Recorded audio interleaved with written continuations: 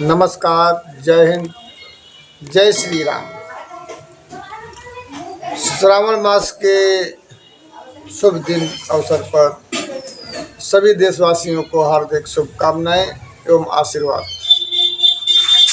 आज का प्रसंग हम अपनी बहू बेटियों के ऊपर, जो हमारी बहू बेटियां कुंवारी कन्याएं पढ़ लिख करके शादी योग्य होती हैं और डिग्री लेकर के और डिग्री लेने के लिए निरंतर पढ़ाई करती हैं, उन सभी बच्चियों के लिए, विद्यार्थियों के लिए, शिक्षित नौजवान नर नारी के लिए विशेष आज का हमारा टेलीकास्ट। मेरे दोस्तों, आज इस टेलीकास्ट को आप अपने बच्चों को दिखाएं और समझाएं और घर से बाहर निकल जाएं। आप मत सुने, आप हमारा टेलीकास्ट, ये हमारा वीडियो अपने बच्चों को ज़रूर, मास्टर टीचर से अनुरोध है, एक बार ज़रूर हमारा वीडियो अपने विद्यालय में चलाएं। हर स्कूल के अंदर हमारा वीडियो न चलाने की आपकी इच्छा हो तो हमारे शब्दों को लेकर के ज़रूर प्रथम जहां हम भगवान का ध्यान करते हैं, प्रार्थना करते हैं, वहां पर ज़रूर प्रतिदिन इन शब्दों का इस्तेमाल ज़रूर करवाएं। पढ़ाई के साथ साथ संस्कार भी ज़रूरी है। डिग्री तो ले लिया, लेकिन माँ बाप ने कहा बेटा थोड़ा काम कर दो, बेटा ने कहा अभी आते हैं।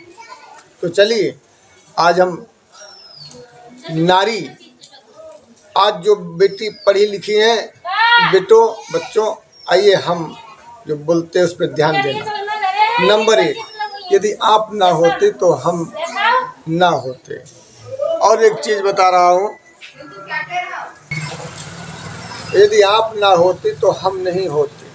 पग पग पर आप ही हैं, अर्धनारेश्वर बनकर, भगवान शिव की तरह माँ पार्वती का रूप लेकर, श्री हरि लक्ष्मी नारायण भगवान का रूप, लक्ष्मी मैया का रूप लेकर, माता सरस्वती का रूप लेकर, ब्रह्माणी का, तो आप जगत माता, आप मरियम प्रभु ईसा मसीह को पैदा करने वाली, आप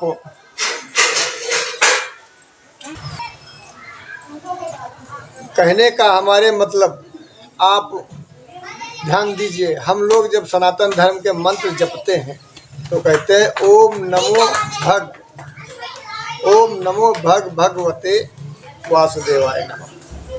हम लोग आपकी पूजा वंदना करते हैं, नारी जगत की। फिर आ जाइए अर्धनारेश्वर में, जहाँ स्वयं भगवान शिव के साथ में आपका ही रूप है। फिर आ जाइए लक्ष्मी नारायण में, सीताराम राधे श्याम, सीताराम राधे श्याम। फिर राधे कृष्ण, माता पिता, माता का दर्जा पहले आता है, यानी आप हर पग पग पर पूजनीय हैं और संस्कारों से भरी हैं। आप पढ़ने जब जाती हैं तो कुछ ऐसे लोग एक रॉकेट चला रहे हैं, जो किसी भी, पहले लोग युद्ध किया करते थे, लड़ाई करते थे, झगड़े करते थे, जागीरें बढ़ाने के लिए, हद बढ़ाने के लिए, अपने राज्य की सीमाएं बढ़ाने के लिए वो झगड़े किया करते थे। आज एक ग्रुप बना है कि जो हर धर्म की लड़की को अपने अंदर बहला करके, फुसला करके किसी भी प्रकार से, अब ध्यान देना बेटा, मैं ये नहीं कहता हूँ, देखिए आज इसमें आपको त्रिकाल दर्शिका दिखाई देगी। त्रिकाल दर्शी क्या होता है हम आपको दिखा रहे हैं और बता भी रहे हैं। आज वो लोग बड़ी बारीकी से हमारे सनातन धर्म की बहु बेटियों का हरण कर रहे हैं, संपत्ति का हरण कर रहे हैं, उनकी मान का, सम्मान का, उनके संस्कार का हरण कर रहे हैं। जैसे पहले मंदिरों को तोड़ा, धर्म स्थलों को तोड़ा, आज भी भगवान को गालियां दे रहे हैं, आज भी धर्म स्थल जहाँ जहाँ भी है वहाँ वहाँ उपद्रव मचा रहे हैं। आज भी जब भी सनातन धर्म में कोई उत्सव होता है तो कहीं ना कहीं हुड़दंग मच जाता है।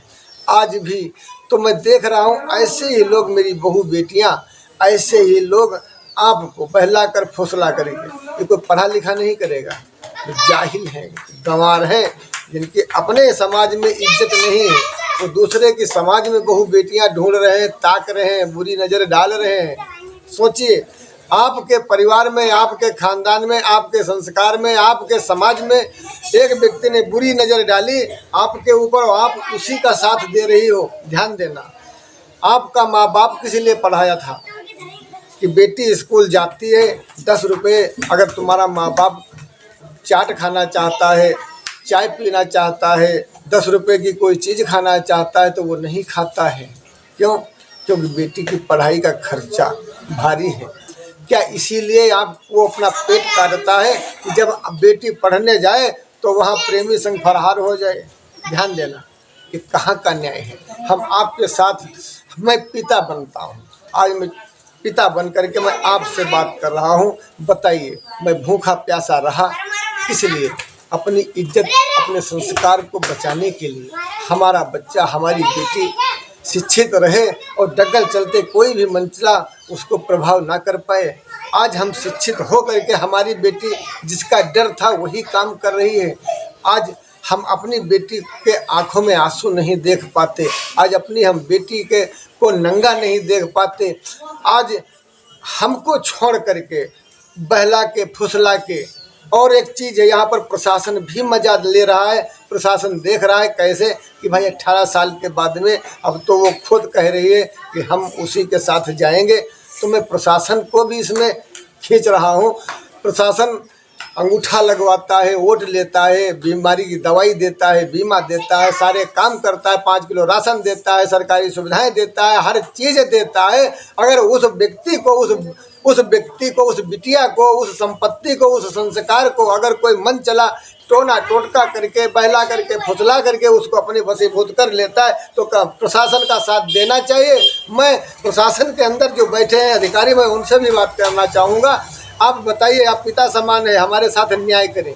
यदि हमारी बहू बेटी को कोई मंचला बहला करके, फुसला करके, आप तो टोना टोटका वाले दावा करते हैं कि मैं दावा करता हूँ किसी भी बहू बेटी को मैं 24 घंटे में उसके पास खींच लाऊंगा, तो ऐसे ही दावा करने वाले लोग कहीं तो हमारी बहू बेटी को वो खिला पिला करके उसके साथ तो नहीं है टाका जोड़ दिया। इसलिए प्रशासन को चाहिए संस्कार बचाएं, हमारे सनातन धर्म के संस्कार बचाएं और बाइज्जत उसकी रक्षा करें।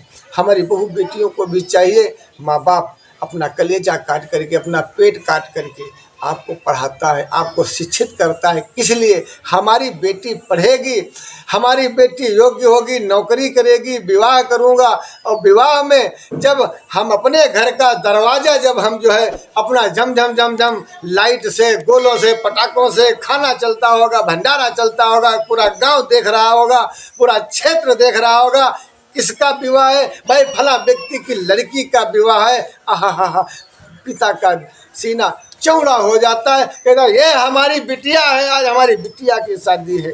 ध्यान देना, वो माँ बाप कौन से हैं, उनके साथ आपने क्या किया? आपने इतनी शिक्षा लेकर के और अपने ही माँ बाप के ऊपर कालिक पोत दिया। समाज उन पर हंस रहा है, समाज उन पर रो रहा है, समाज उन पर दया कर रहा है। अरे ऐसे 2 मिनट, अभी अपने माँ बाप का नाम रोशन किया आपने। बताइए, क्या इसीलिए आपको शिक्षा दिया था आपके माँ बाप ने? आप पर ये बात निर्भर करते, आप खुद फैसला करिए। ये वीडियो हर नारी के पास जाना चाहिए, हर माता के पास जाना चाहिए। बड़े ही लाड़ और प्यार से पालता है अपना पिता और कहता है बेटी जा अच्छी पढ़ाई कर, हमारे घर परिवार का नाम रोशन कर। जो शादी तुम्हारे यहाँ करने आएगा, तुम्हारी बिटिया को बहू बेटी बना के ले जाएगा, तो वो भी कहेगा गर्व से कि हमने अपनी बहू लेके आए हैं बहू। अब अगर कहीं बहू बदचलन हो, वो दूसरी बार आकर के फिर से विवाह किया हो, सोचिए उस माँ बाप पर, उस ससुर पर, तुम्हारे पर, समाज पर, जीवन पर क्या विचार करेगा। ये तीसरा नेत्र है जो भविष्य को देखो क्या होगा तुम्हारे साथ। आप ही आप वो रहेंगी। जब वहाँ जाएंगी नई जगह पर तो ना तो कोई होगा। बेटा मैं यही कहना चाहूँगा, अगर आम की बाग में कोई एक बबूल का वृक्ष लग जाए तो बड़ा ही पूरे आम की बाग को कष्ट देता है, सुखी नहीं रह पाता है। इसीलिए अपने माँ बाप का कहना मानो। प्रेमी कैसा भी प्रेमी हो वो तुम्हारा प्रेमी नहीं है। वो तुम बीमार होती हो, तुम दवा लाता है कौन, बाप तुम्हारा। भूखी रहती है तो कौन सहायता करता, बाप तुम्हारा। वो तो मजे ले रहा है।